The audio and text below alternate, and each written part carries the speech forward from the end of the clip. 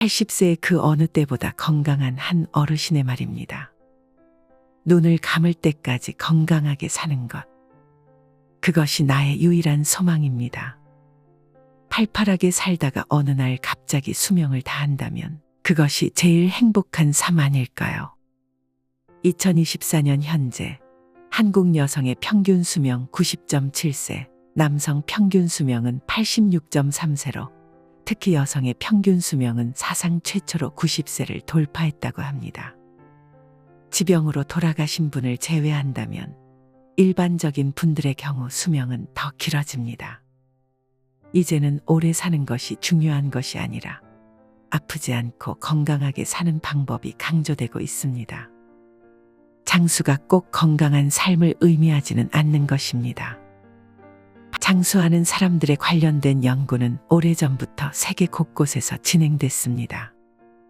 그 결과 밝혀진 것이 선천적인 체질보다 식사를 비롯한 생활 습관이 장수와 큰 관련이 있다고 밝혀졌습니다.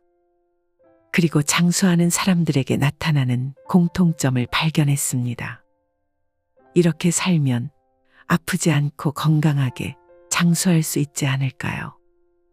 오늘 영상을 끝까지 시청하시고 세계 많은 연구진이 밝혀낸 장수 비결을 잘 듣고 한번 실천해 보시기 바랍니다.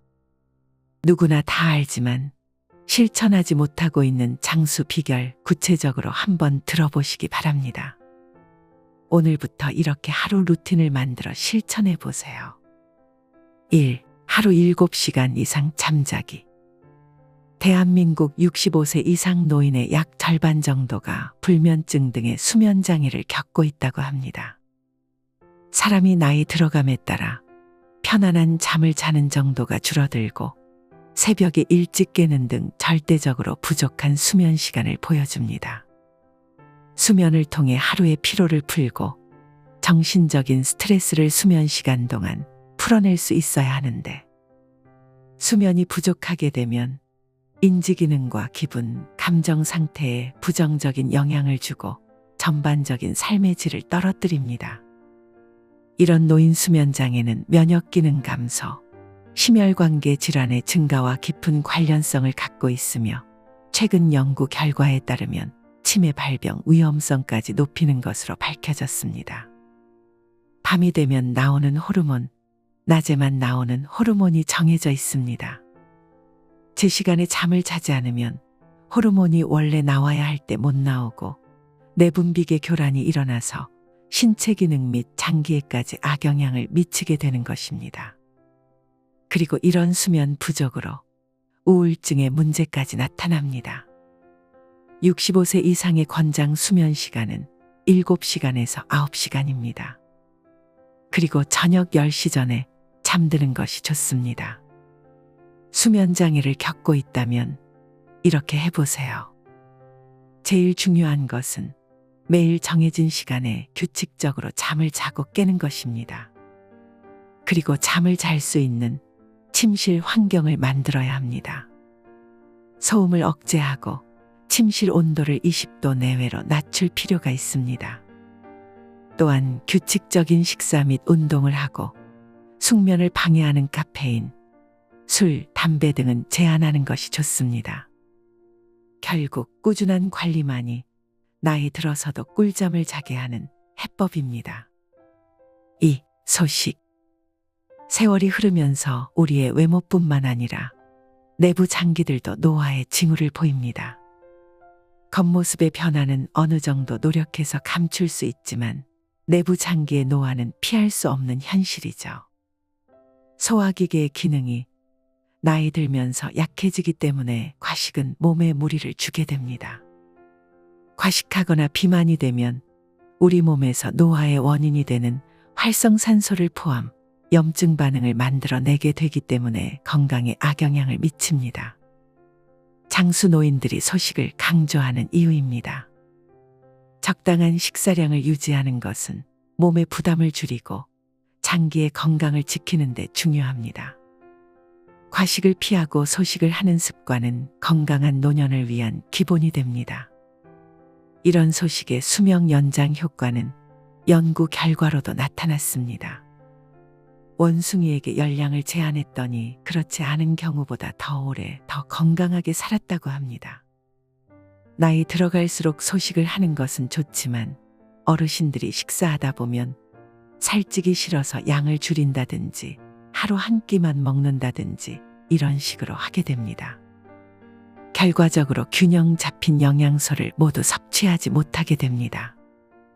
소식이 장수 비결의 일부지만 무조건적인 소식은 연령대가 많거나 질환이 있어서 나도 모르는 사이에 영양 상태가 불량할 수 있는 분들에게는 독이 될 수 있다고 합니다. 그럼 어떤 음식을 어떻게 먹어야 할까요? 약식동원이라는 말이 있습니다. 약과 음식은 근원이 같다는 말로 올바른 식습관만으로 충분히 건강한 삶을 즐길 수 있다는 뜻이기도 합니다. 그만큼 건강에 차지하는 비중에서 식습관이 크게 작용한다는 것인데요. 장수 비결 음식, 지중해 식단을 소개합니다. 미국 주간 뉴스 매거진이 2023년 최고의 식단을 발표했습니다. 후보에 오른 24개 식단 중 지중해 식단이 6년 연속 1위를 차지했습니다. 지중해 식단은 그리스, 스페인, 이탈리아 등 지중해 연안에 있는 지역의 식습관을 말합니다. 장수 식단으로 알려진 지중해 식단은 채소 섭취량을 늘리면서 올리브유, 견과류, 생선 등으로 건강한 지방과 단백질을 보충하는 식사법입니다. 과일, 채소, 올리브유, 콩, 견과류, 생선과 계란, 붉은 살코기, 닭고기를 메인으로 한 이 식단은 가공식품이나 튀긴 음식은 피하고 모든 음식에 올리브유를 포함하는 것이 특징이기도 합니다. 나이 들수록 양을 많이 늘리지도 못하고 결과적으로 균형 잡힌 영양소를 섭취하지 못하게 될 가능성이 큽니다. 이때 지중해 식단은 그 해결책이 될 수 있습니다. 지중해 식단이 건강에 좋은 것은 알지만 지중해 연안에서 생산되는 식재료를 바탕으로 하고 있어 우리나라 식단과는 다소 차이가 있습니다. 그래서 최근에는 우리나라 정서에 맞는 식단으로 변형하여 한국식 식단을 섭취하는 것이 유행입니다. 올리브유 대신 들기름이나 참기름을 이용합니다. 우리의 들기름과 참기름, 아주까리기름 또한 불포화 지방산이 풍부하고 오메가3에 좋은 공급원입니다. 샐러드를 나물무침으로, 연어를 고등어나 삼치로, 귀리, 렌틸콩 대신 바라현미나 썰이태, 검정콩 등으로 대체해서 풍성한 한국식 지중해 식단을 만들 수 있습니다. 지중해 식단은 내 식사량의 80%만 먹는다고 생각하세요.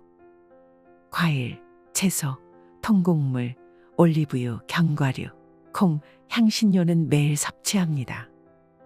생선과 해산물은 일주일에 최소 2번 이상, 가금류, 달걀, 치즈, 요거트는 일주일에 적당량, 붉은 고기, 단 음식은 아주 가끔 이렇게 섭취하는 것입니다. 지중해 식단은 사람들의 사망률을 낮추며 대사증후군, 당뇨병, 심혈관계 질환, 염증성 질환 등 질병 예방에 도움을 줍니다. 쉽게 조리하고 오랫동안 유지 가능하다는 점도 큰 장점입니다. 3. 맞춤형 운동. 뼈가 약한 노인들에게 치명적인 사고는 낙상으로 인한 골절입니다.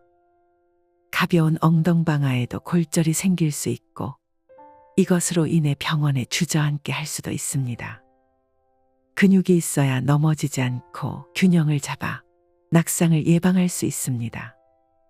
어르신 중 많은 사람이 걷기 운동이 최고의 운동이라고 생각합니다. 하루에 무조건 10,000보 이상 걷는다는 분도 있습니다. 걷기 운동이 나쁜 것은 아니지만 같은 강도의 걷기 운동만 해서는 근육이 발달하지 않습니다. 근력 운동을 꼭 병행해야 합니다. 요즘 유튜브에 검색만 해도 쉽게 할 수 있는 근력 운동을 많이 찾을 수 있습니다.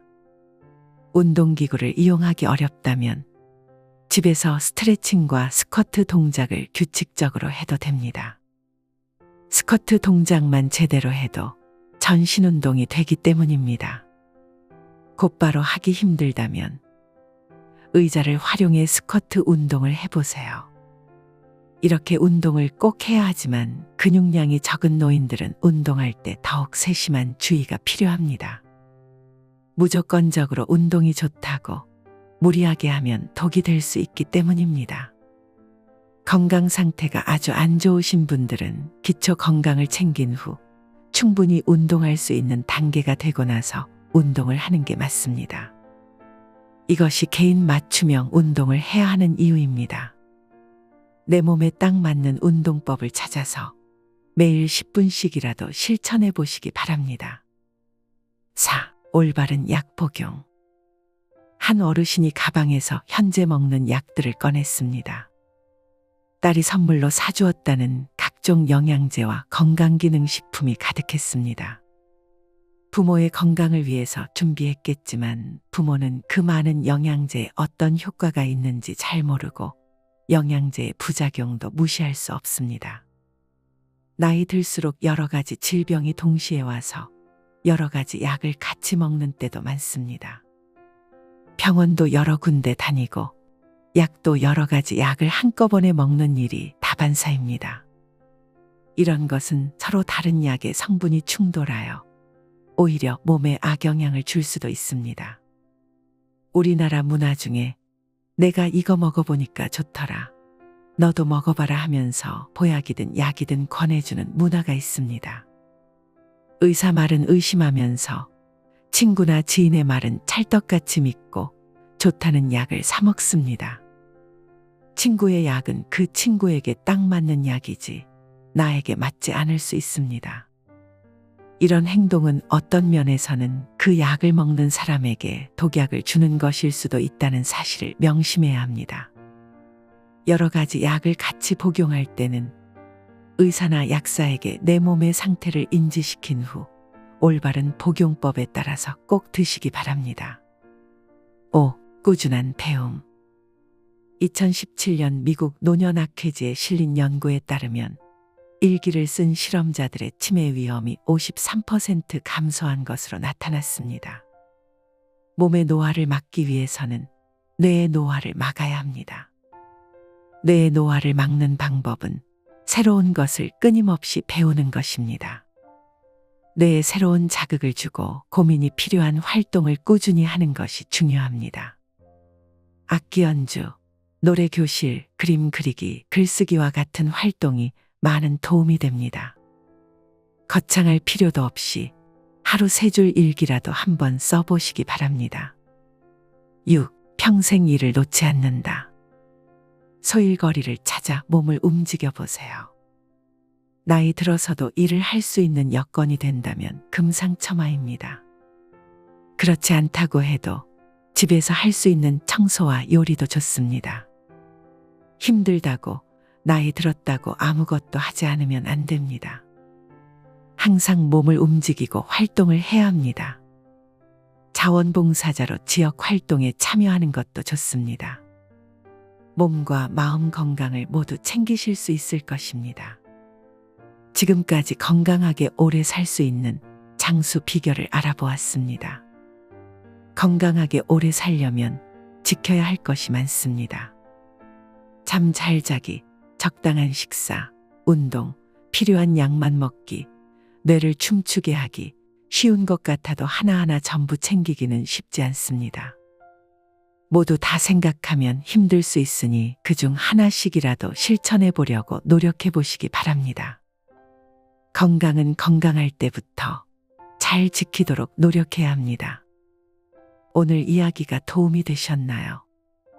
소중한 가족과 지인분들에게도 이 영상을 많이 공유해 주세요. 구독과 좋아요도 꼭 부탁드립니다. 끝까지 시청해 주셔서 감사합니다.